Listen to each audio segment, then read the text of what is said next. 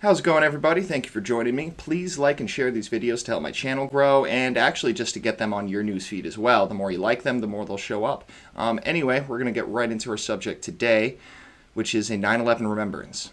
19 years ago, we suffered a horrendous terrorist attack at the hands of Al-Qaeda, led by Osama bin Laden. 19 men hijacked 4 fuel-loaded U.S. commercial planes and crashed them into subsequent targets. Nearly 3,000 people lost their lives that day. I would like to have a moment of silence to remember those lost.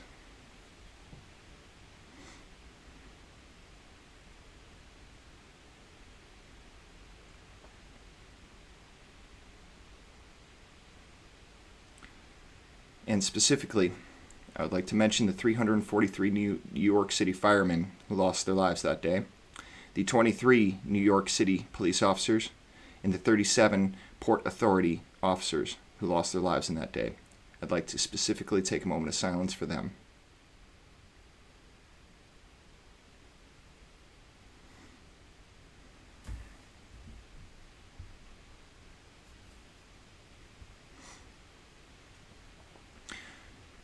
All right, so many people know about the 2 towers of the World Trade Center that collapsed on 9/11.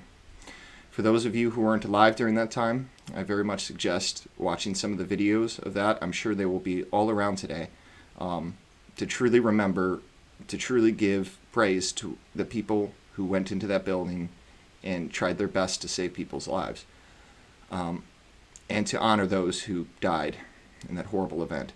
But many of you may not remember that the Pentagon also lost 184 people when a hijacked American Airlines Flight 77 crashed into the building, leaving a massive gaping hole in the building. And outside of Shanksville, Pennsylvania, 40 passengers and crew members aboard the United Airlines Flight 93 also died when the plane crashed into a field. This horrible event should never have happened, and the reason why we remember it is so that it never happens again. I strongly suggest to all of you who weren't alive during this time or don't remember it, were too young to remember it, to look at the videos, look at the horrifying events, look at the testimonials of the families, to understand how horrendous this really was for the United States and the Western world in general. This was an attack on Western culture.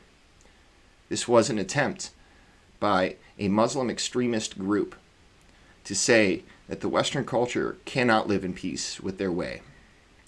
I don't believe that that is true, and I believe that many people in the Muslim culture don't believe that that is true. But we need to remember that extremism can hurt from both sides, from all sides. It doesn't matter. Extremism can hurt many, many people. And in this particular time of divisiveness, I'd like to remind all of you that we are all Americans. We are all members of the Western culture. We all want the best for our families, and we all want freedom. The kind of things that were done on 9/11 reminded all of us of that once. And it should every single year. Should all the time, but